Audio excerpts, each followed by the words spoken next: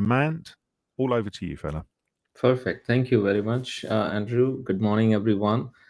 Good morning from Austin. So, can't complain of the weather patterns that you are seeing today, but hope you all stay safe.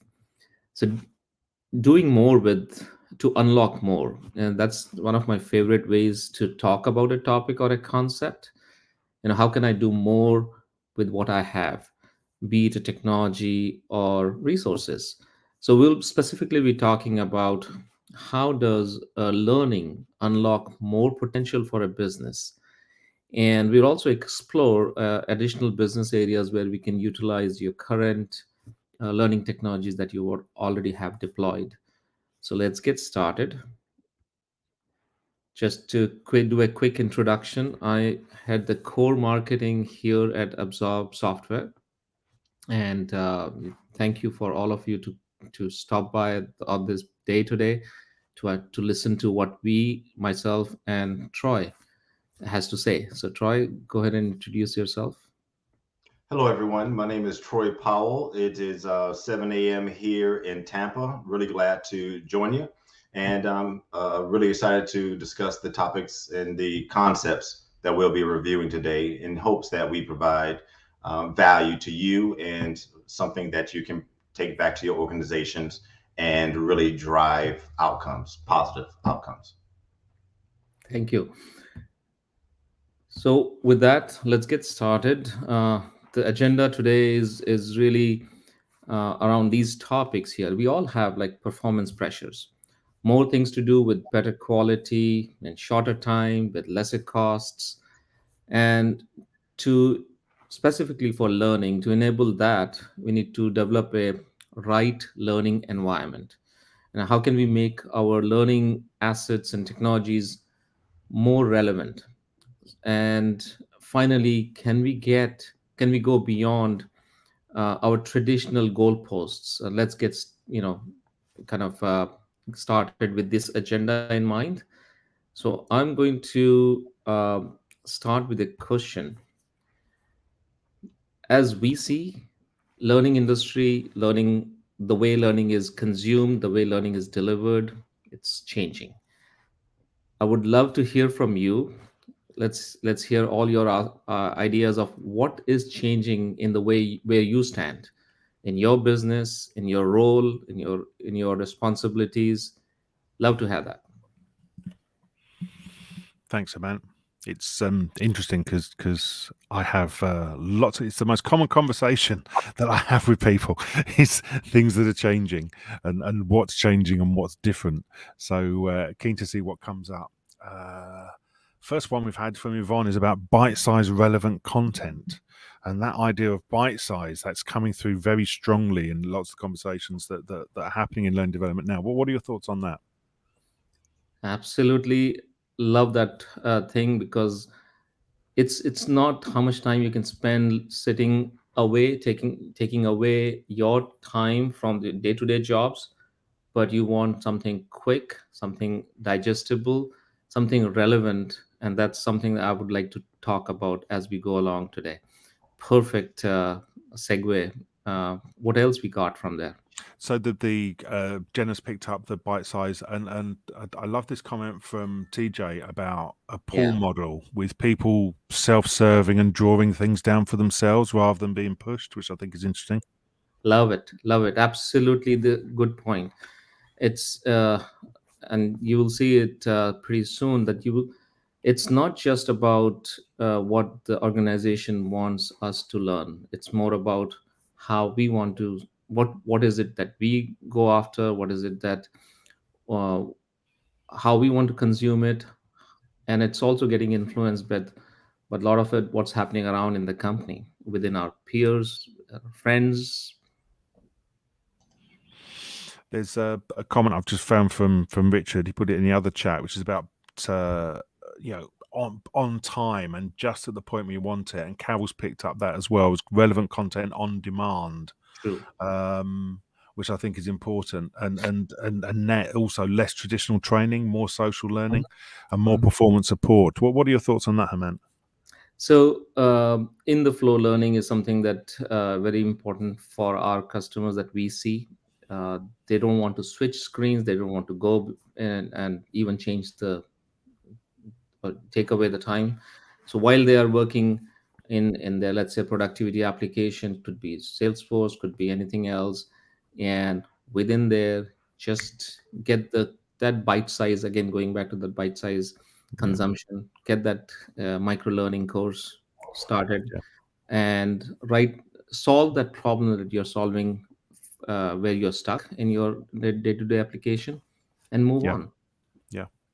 And again, the comment from Alan as well, and the easy takeaways is what Yvonne's picked up. But Alan says, yeah, expectation to align with how they consume information and entertainment. So, because you have Netflix at home and Spotify at home, there's an expectation you should be able to access learning, short, sharp, and on demand the same way as well. I like that actually. This is so awesome. Something that more and more people will start consuming. I'd love to hear if there is any thought around AI, but I think this is great feedback from all of the people here. Let's get started, Andrew. Awesome. Yeah, please do. So, if you want to move us on to the next. Sure.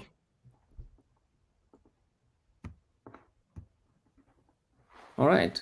So, very much in line with what you told us, exactly how we see, and maybe in different parts that we see how learning is changing, how corporate learning is transforming. What used to be push and prescribed learning has become a lot more on demand social learning. So perfect words that you even used in your feedback. This is something that absolutely is happening. Network effect is there, peer to peer effect is there. There are a lot more people who are distributed and working remotely. The idea is, how do you motivate them when you are still you still want them to consume more learning. What used to be more compliance driven has a lot more become experience driven. So someone did make a comment about how is it delivered, how is it consumed, how big is it, how small is it, headless, integrated, whether I have to leave my application to consume the learning. What used to be primarily employee focused has gone beyond employees to customers, partners, members. The content also, as someone said about Netflix, like a lot more personalized. Like there is recommendations, there is your searches are changing the way the courses are prompted to you, and it's all driven by user experience. It could be on your mobile, it could be on your tablet, it could be anywhere else. Lot more companies are focusing on analytics because they want to not only see who has done what courses for compliance purposes, but also to ensure that there are gaps they can identify. They can identify patterns and trends and areas that are getting consumed more than or less. Certain topics are being used by certain personas.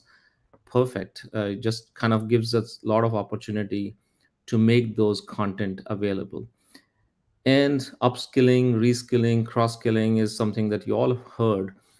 This is a lot becoming common, that people want to use these platforms for growth, for opportunities within the organization. And one thing which was interesting, I'd love to hear from you in your comments. What we see is also that it's not just the professional learning, it's also the personal learning. Someone wants to learn how to play guitar, why not? Like, that course should be available. So that's how we see it, and I'm glad that a lot of it resonates with you already. So with that in mind, Troy. All right. Good morning, everyone. Um, again, my name is Troy Powell. I'm the director here with Absorb, and we just heard Hement discuss how the environment that we are working in is changing, or how corporate learning is transforming more specifically. And as an HR leader, I clearly see the way that people want to consume learning and how learning should be delivered is definitely in flux. Unfortunately, Brandon Hall found that nearly 45% of organizations surveyed don't feel their learning technologies are sophisticated enough to meet their needs or to meet new challenges. This includes technologies that are not as nimble, they lack customizable features, and tend to have high acquisition costs, right? All of these barriers further frustrate leaders and HR practitioners alike. Unfortunately, this also causes quite a few unintended consequences that we should keep in mind.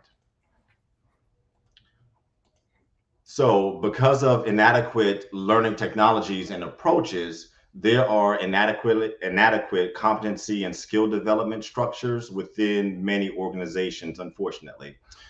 Here are a few examples of what organizations are sharing related to these gaps in learning capabilities. Brandon Hall surveyed organizations, and this is what they reported on. They reported that engagement scores were negatively impacted by not having having inadequate competency and skill development structures. It becomes more challenging to retain the best and brightest talent.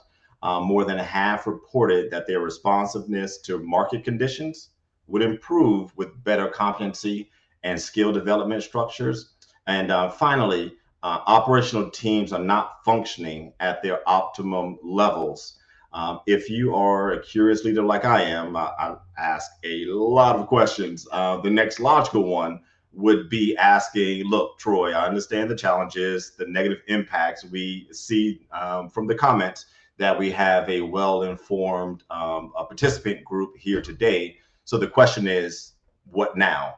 One primary solution is to find a learning technology and approach that adapts to the changes in how training is delivered and how it is consumed. But I don't want to get ahead of myself. And before we start solutioning, right, let's discuss the foundations of what technologies have been used for historically.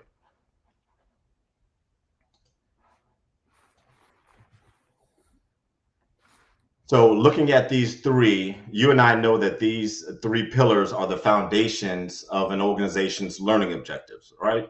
But the question is how to innovate, how to simplify, and how to remain nimble.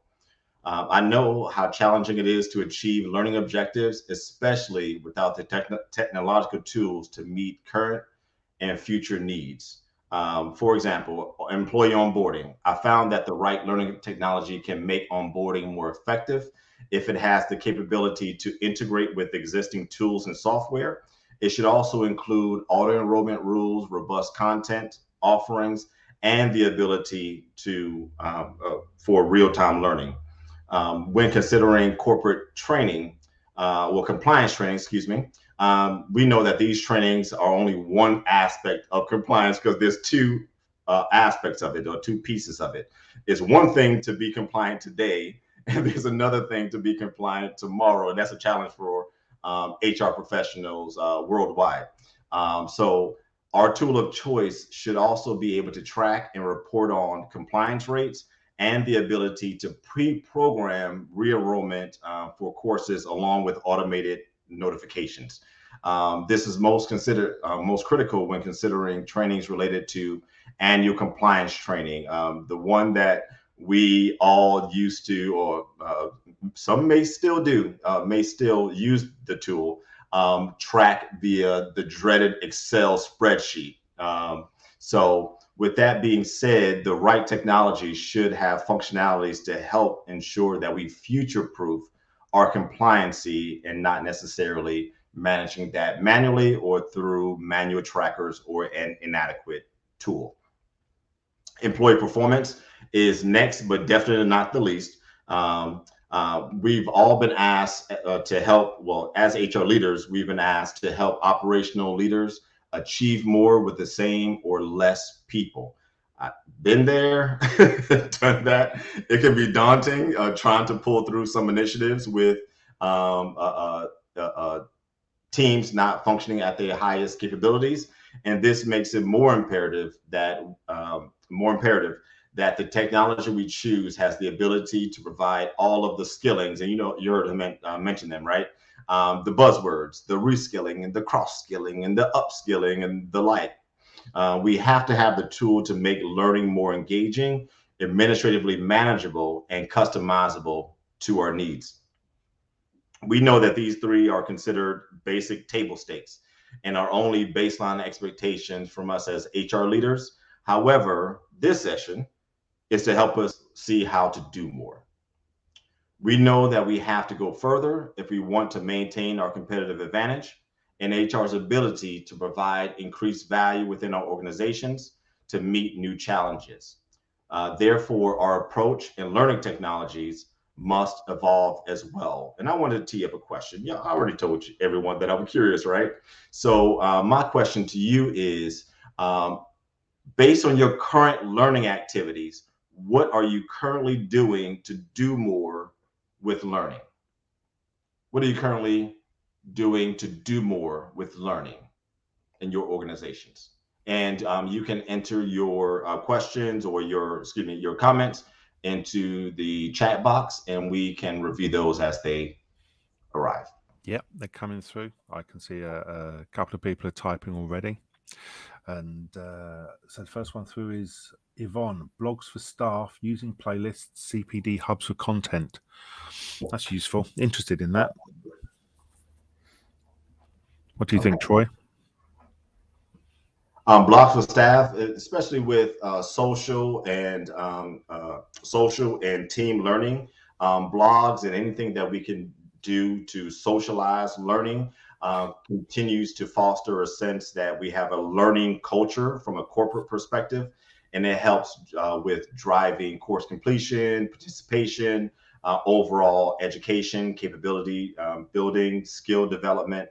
So that is fantastic. I'm glad to see that you are ahead of the curve. It's interesting. I remember somebody saying about getting their senior managers to write blogs, but instead of putting them on their intranet, put them on their learning system and make them pieces of content for people to go back to. And what it does, it just makes them more accessible with a learning focus rather than just being a corporate comms focus, which I think is interesting. Exactly. And then it keeps information fresh, and it makes it custom to what the current business needs are by someone that I know and that I can recognize as a peer being within that organization. Yeah. And Yeah. peer-to-peer is picked up by Jenna. Stephen says, persuade management they need to engage post-course and provide opportunities to use what has been learnt. What's your thoughts on that, Troy? Yeah. So anytime that we can, with the Great Recession, there was the brain drain. There were a lot of retirees, a lot of information leaving organizations. So anything that we can do to maintain information within the organization or peer-to-peer sharing. I see that James mentioned share, and share some more, right?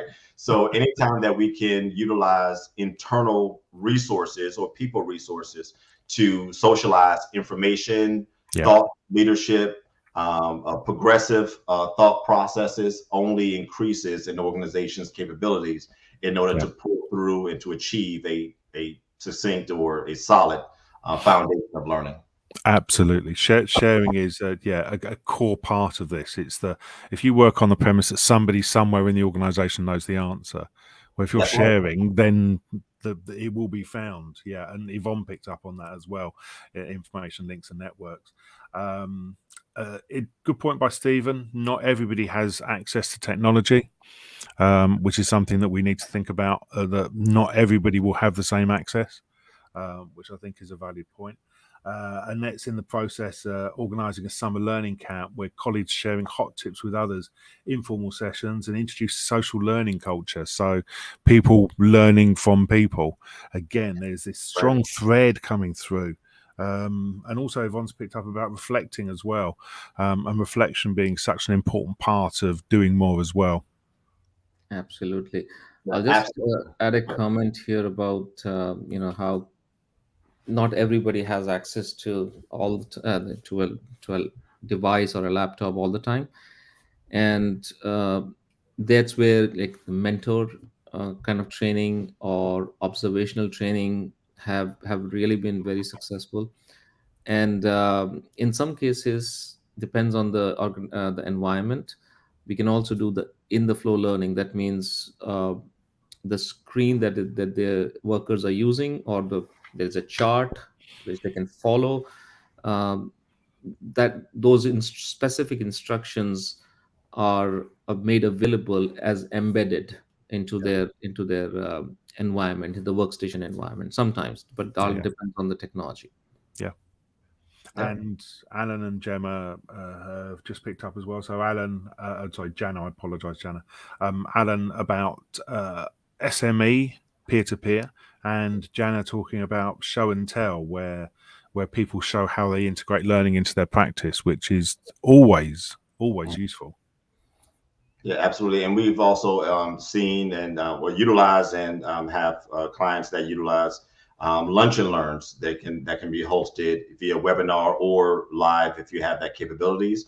So anytime that we can cross pollinate information and to keep that information fresh within the organization based on current state is going to further improve our organizational outputs or performance.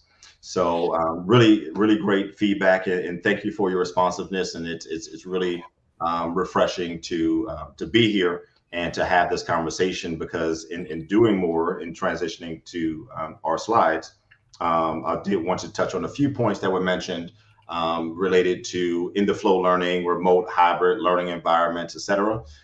Because we're asked to do more, and it's the first step in creating a corporate learning environment. That's the overall structure that we're considering, at least on this slide.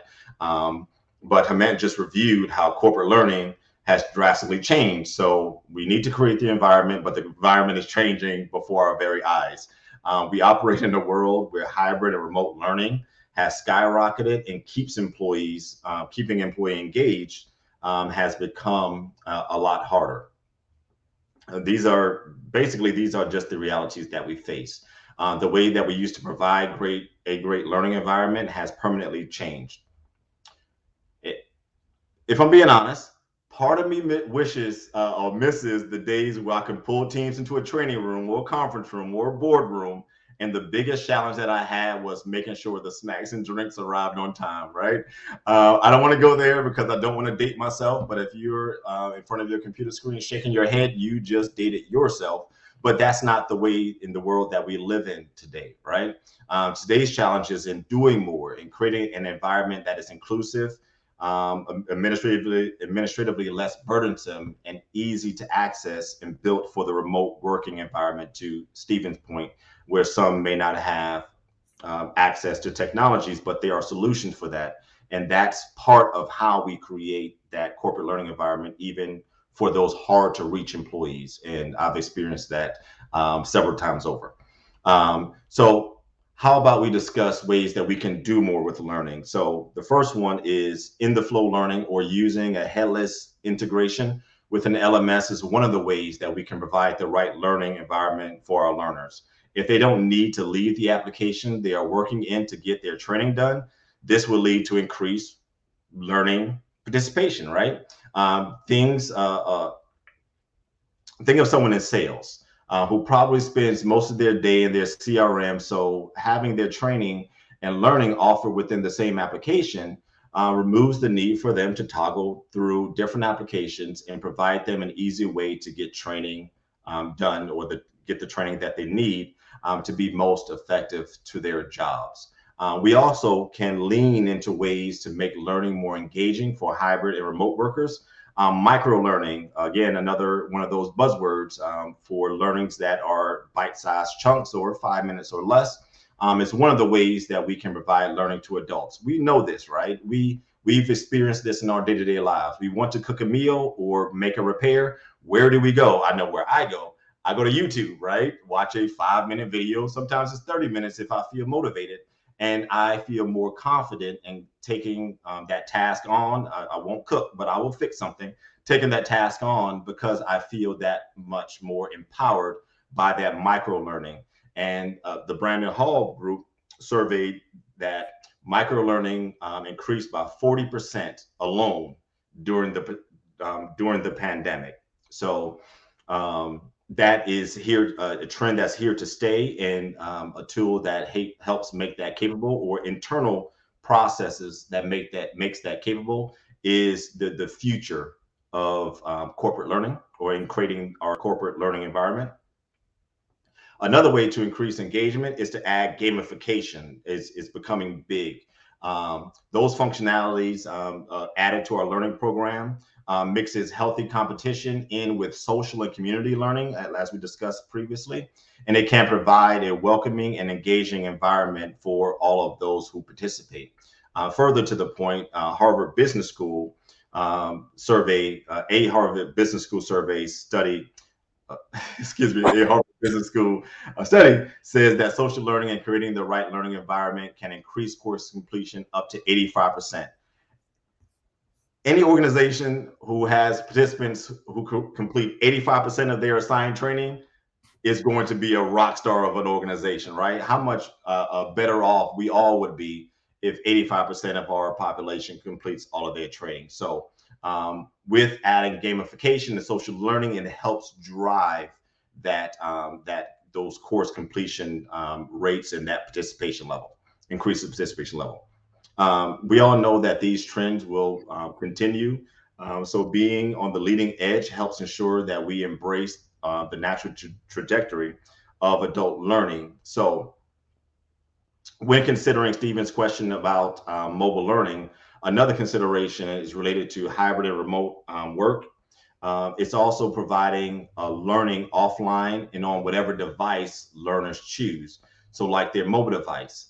EdgePoint Learning predicts that mobile learning will become the micro-learning mode of choice by 2025. So in getting so making progress and doing more, having technology, tools, resources to where those hard to reach employees or learners can be reached is going to be the promised land as it relates to learning in the future, and bringing them back into the fold and allowing them to access that learning from wherever they are, whether it's their couch or a truck or in a satellite office, a mobile trailer or construction trailer office, anywhere they are, having a tool that provides that type of access is the future of learning and a way that we can do more. So before I go on, I'll pass it over to Ament to walk through how a company was able to implement these suggestions and be able to excel. I'll pass it off to it. Ament. Thank you. This was wonderful background, Troy. So let's talk about this company, which is one of the fastest growing coding company, and they have offices in North America, Europe, and these they work with franchisee members. They do their uh, operations through all franchisee models, but that's one of the big things that they wanted to make sure that the standards of delivering that coding training and enabling the students that are coming in are getting the right kind of environment, the right kind of standard quality of learning from their organization. And they already had like 400 plus locations. The biggest thing for them was how do you maintain the quality as well as as well as inspire students to make it even better. They want to have more consumption done, more time spent by these students on their courses. So after deploying Absorb LMS, they went through this. There was a component of Absorb which is called Absorb Engage, which allows, this was one of the questions that I think Ifaf Khan has also asked about gamification. So Engage is that peer-to-peer, social learning capabilities that gets added to the core LMS. And first thing for them was to make sure that all 400 plus locations are have a consistent information access to the courses, but they also wanted to localize it. So wanted to make sure that certain regions have inclinations to learn certain types topics more than others, and that kind of customization was important for them. was also the volume was not as big here, but there was internal and external learners. So the internal people who are supporting these franchisees, plus the franchisee staff, and then of course the outside learners. So it's a kind of a blended learning capability that they needed. And another thing which was important for them was hybrid, uh, or blended, in terms of digital as well as instructor led. So they wanted to make sure that both of these options are available to them. So that's what Absorb enabled them for that. They started with 700 learners, reached to already 1500 plus learners now. But as part of that process, that gamification really inspired people to get more their names on the leaderboard, get more points for learning more, getting more kinds of variety of courses attend. And for them, the customer experience, one of the I'm reading one of the quotes below, the customer experience was critical for them. And how the quality and the revenue of these centers is coming back to them was critical. So they used a best practice model of a particular high performing center, and use that as a benchmark for every new center that gets opened up. And that really made their, like, uplift the entire training delivery, as well as the environment improve overall for the consumers. And then of course the engagement really helped their attach rate, their referrals increased, the the enrollment into different courses improved. So that's really a sorry, is it? Yeah, I was just reading the question. If and plus James also had the same question on that. So I hope this kind of implementation can help you do more with your learning technologies that you already have in your organizations. So that way you can expand beyond what you're already doing. Absolutely. And thank you, Amin, for that review. And I was reading some of the comments, and it's like Alan is trying to steal my thunder, right? He mentioned hybrid learning, and we'll get into some of that here in just a second. But let's look at creating the right environment for learning.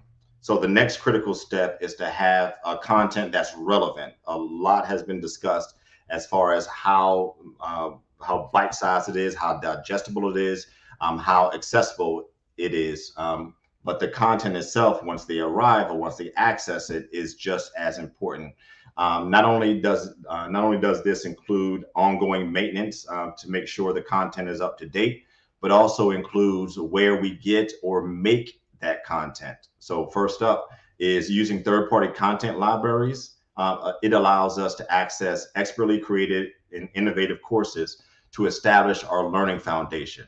Third-party content providers help make it easy to keep content up to date with their growing content libraries. In addition to consistent updates, this would keep our content fresh and engaging. So who you partner with on a third-party content basis is critical.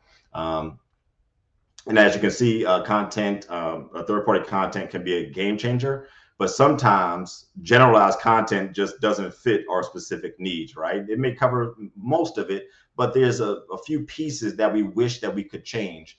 That's why it's also important to have a technology or a process that makes it easy to create and add custom courses to our learning plans. We all know that we are experiencing rapidly changing business and learning and customer needs and expectations, or have changing business, learning, employee, and customer need expectations.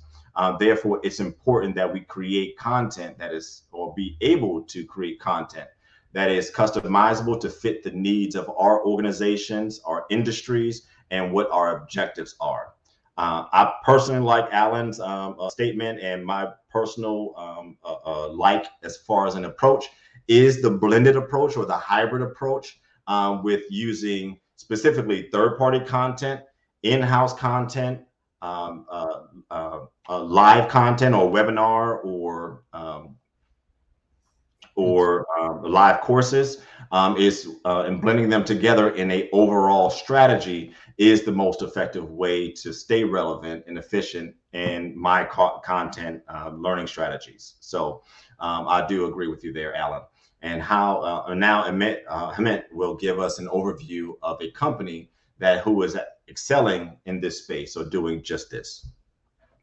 Thank you, and Troy. This is an example of a one of the largest car wash companies in the U.S. And for them, what was happening was that they had their own locations, and some of these locations were remote, so they didn't have great internet connections. Also, secondly, the customer service, customer experience was of prime importance, even though for a lot of us it's just like in a car wash, pay in advance, go in front of the queue, get your car washed. Sometimes most of it is touchless, so you don't even do anything, just sit in the car and come out of it. But this particular car wash company has actually people who are involved, people who are actually, getting a lot more work done, talking to the customer as well. So the customer experience was very important for them. And there was inconsistency. There was also another factor, which was new people joining in, because there is a turnover in such organizations, and especially at the front end. um, the new people joining in were taking longer time to go through their own kind of processes, how to talk to a customer, how to operate the car wash equipment, how to do billing or anything else in the back end. So the goal was, of course, to provide a consistent service across all locations. And for that, what they did was, initially they relied on their own content creation. So they used a component of Absorb called Absorb Create to create courses, which allows you to do micro learning courses or otherwise video courses, convert your existing PowerPoints, which are the best assets that we have for the initial, before all this automated learning. PowerPoints were our biggest repository of training. The system allowed them to convert these PowerPoints into trainings, and they trained all their learners. It's all 400 plus locations, 7,000 plus employees. Now, that with that, they the focus was they created about 150 to 200 courses, 5 to 10 minutes micro learning, as some were very, it was very important for some of the folks here on the call. The second thing which was important is that because there was a iffy internet connection, so and to someone's point earlier, uh, you cannot be learning while you're operating the machine. You have to kind of go back into the office, look and log in into a laptop computer there, and then access the course. So the offline consumption of courses was very critical also. So the device allows them to download the course, consume it, and then upload the results as a part of it. So when you are a patchy internet connection, you can rely on offline learning as well. And then, of course, once they had done all that, and the turnover also reduced because of this. After they had done the initial part of the course content creation, then they started focusing on other aspects of the company, saying, okay, how do I now create soft skills among people, even leaders? How do I give them leadership training? How do I give them how to deal with customers? How to have a congenial work environment, both for employees as well as customers? And that's where they started getting in the third party library. of content, and now they have blended the two, have their own 150 to 200 courses. They have like hundreds of now, or maybe thousands of courses connected to the leadership development and skills. And now they are kind of very happy with overall system that they have. Yeah, that is such a great story, and love how they were able to start at one place and then to expand their effectiveness throughout their organization to reduce turnover, improved outcomes, and I would imagine overall a better customer experience. And so, in looking at broadening our reach, so we created the appropriate foundation of a corporate culture and a learning environment. We are becoming more relevant or keeping content up to date. Now let's look at broadening our reach, right? On previous slides, we chatted about how we can do more with learning, but my final thought, and just wanted to leave you with it in the interest of time, is to talk about the who. So as an HR leader, the internal learning strategy and in turn the LMS I invest in or that we invest in usually falls under our scope of responsibility. But we can do more by addressing our internal needs while still looking beyond them to think about the broader needs of the organization and the companies that we support by adding increased value. My forever mentor, HR mentor, once told me that in HR, if you're not making money or saving money, you're really not that interesting. Those were his words, but it rings true when discussing broadening our reach. Um, Broadening our reach because the broadening our learning reach is now achievable um, because we can provide stronger ROI on our initial LMS investments by doing more with it, just like the car wash was able to do more with their learning objectives. This can be done with having learning technology that can also provide external training opportunities to our customers and our partners. In fact, Brandon Hall identifies that the largest external audience that needs training is customers at 65%. Having our customers experience a streamlined product onboarding or service training can dramatically enhance customer satisfaction. Also, providing partners like resellers with training on how to sell products or services is another way to broaden our reach through an LMS that we also use for internal purposes as a foundation, I should say. Another group that would benefit by us broadening our reach are our members. So whether we are an association or if you manage franchises or support franchises, we can ensure members are trained on company brand standards, company values, and products. This is key to ensuring that branding strategies remain aligned and in good standing, just as in the last example that Hemant discussed.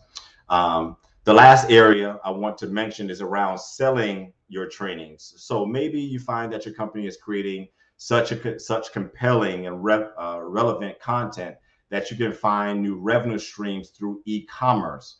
There is now learning technologies that allow us to start selling training content to external learners who can benefit from it and to the benefit to our organizations. So all in all, really quick, all in all, thinking outside of the internal training box, we can open up a whole new area of business opportunity while still providing successful learning programs to our internal teams. So I think that's kind of cool myself, especially considering what my mentor said. And if we were able to do this or pull through any of these broadening our reach strategies, I think that as HR leaders, it would definitely make us a little bit or a lot more interesting, I would say. So I'll pass it over to Hemant, who will share how a company is doing just that. And they are very interesting. Awesome. Thank you, Troy. So now it's my turn to talk about another customer. They are a compliance course provider for California government, so state government of California, and pretty much, I would say. all California state government offices, including, you know, commerce related or corrections related, everyone kind of relies on this company to get the courses done, especially on the compliance side. Of course, being a government organization setup, they want to ensure that they meet the goals of compliance for their courses, but also have a history tracked for all those courses for 15 plus years. Now, the scale is pretty important here, which is uh, this company has made all these courses. They've also blended the courses with uh, the third party course libraries. But what you're talking about here is 150,000 plus courses that they deliver to 150,000 plus learners in the state, and pretty much all public sector employee population. And these courses vary from self-study to leadership to desktop applications to IT security to, workplace compliance, OSHA, and more. And 30 to 40,000 live trainings every day are delivered through this platform Absorb.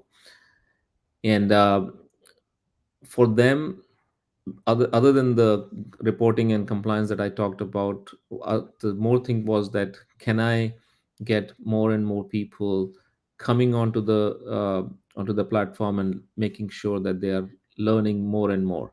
So this one was the first month or first 90 days of their usage.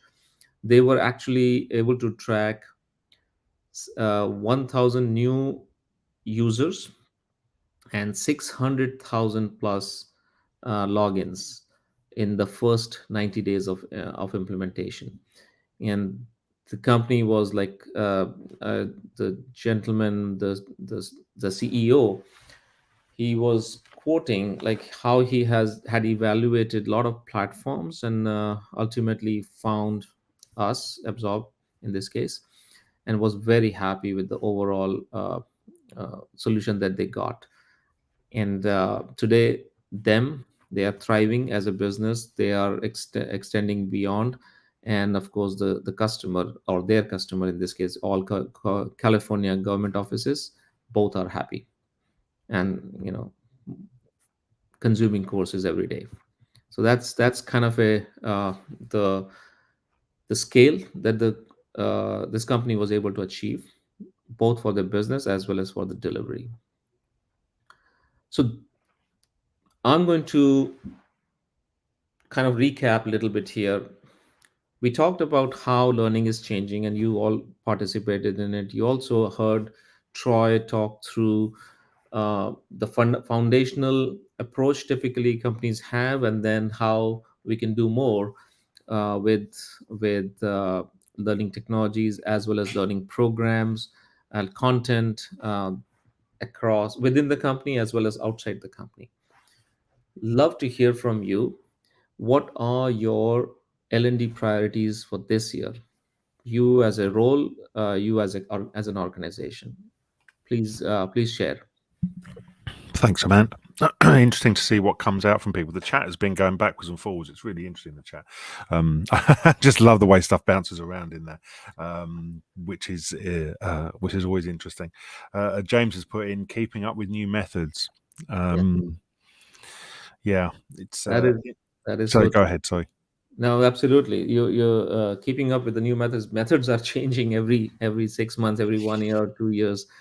Especially after COVID, I think people have started become a lot more innovative in the way they deliver trainings, or they consume training.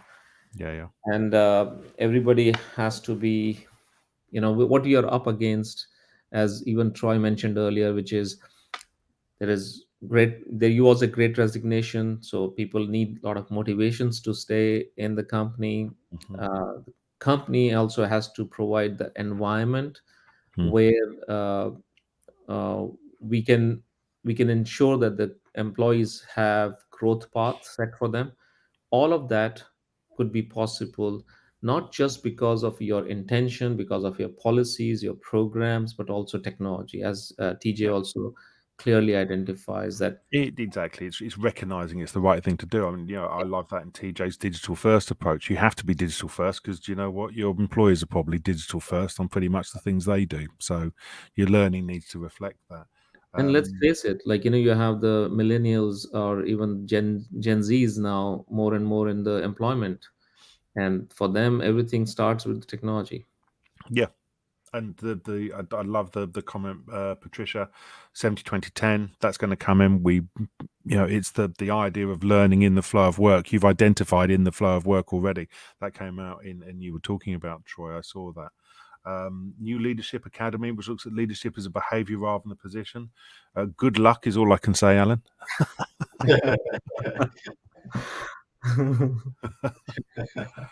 And again, it's lots making sure people have got the right skills and so on. It's interesting. I think Don does his global sentiment survey, and reskilling and upskilling was big Yeah, on the priorities again. What are your thoughts for reskilling and upskilling? I think it's unavoidable. It is important. It is absolutely, in fact, more and more companies are hiring based on the skills rather than just the job profile. And why not take an internal person who has already been in the organization, understands the processes, understands the culture, now acquires more skills and move within. So, Yeah, one of the metrics that you will start looking at it from, even from Troy's perspective, would be how many how many people have moved across departments in this year or this quarter, and how many got promoted from within. yeah, So it's all about retaining and exploiting more and more yeah, capabilities. yeah. I can see you typing, Alan. There we go. Yeah, every role profile, replace it with a skills profile. Interesting. Yeah. We're moving into our last 5 minutes, so I'll leave you to run through, gentlemen. Absolutely, we are on the last slide here, most probably. So just wanted to introduce you to the Absorb LMS platform.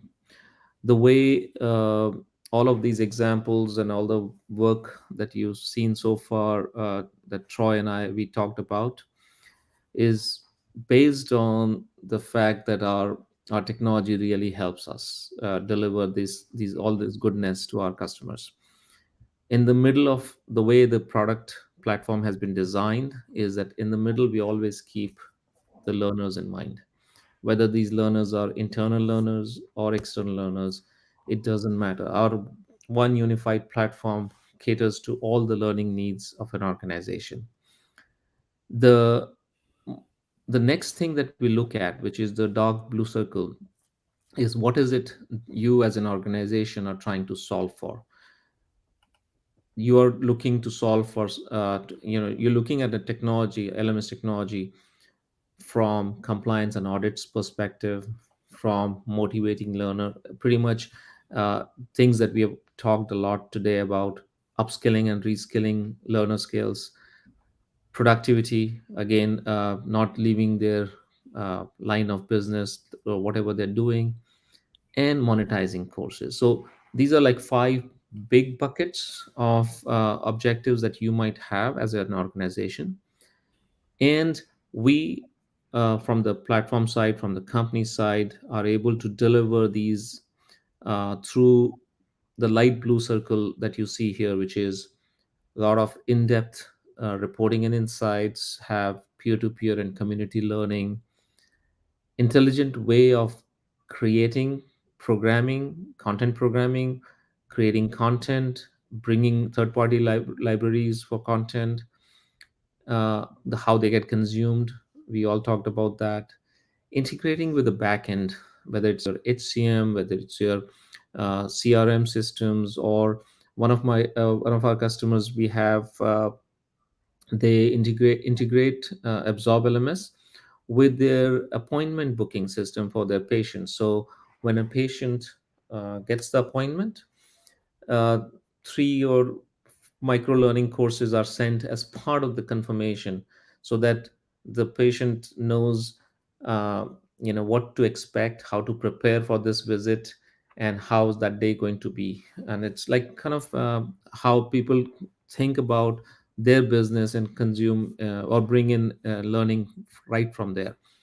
And then of course the e-commerce portal, which is included on the peripheral, is the the six different ways the training gets consumed, and all of that available through you, keeping learners engagement in mind, is Absorb LMS, which unlocks potential. So gentlemen and ladies, let's do more, learn more, do more, and unlock more potential in your organizations. There is Awesome. a download of white paper available for you all. Thank you for attending. So as a thank you, love to take offer this to you. Please download this white paper and hope that it will help you in your organizations as well as in your roles. The Thank you, gentlemen. Really appreciate your time today. There's one question which I think is worthwhile picking up. James asked, is the when the car wash company was using the LMS, were they able to measure the training impact in terms of improved customer service? They did. At the time of interview that I did with them, they didn't have the exact numbers, but that was the primary objective for them, which was to make sure that the customers' star rating improve, customer experience improves. Excellent, excellent. So you can see on the left of the screen there, we have the link to the white paper from Absorb. You've got Hemant's and Troy's contact details through LinkedIn, so please do connect with them and mine are on there as well. Like we say, there will be a recording available, and you'll receive a link through for that, and also for any future webinars as well. So just comes to me to say thank you again, gentlemen. I'm seeing lots of thanks coming into the chat, coming through from people. Yep, thank you, and thank you for joining us. And hopefully, we'll see you in a couple of weeks' time. I'm just going to stop recording now and close the doors.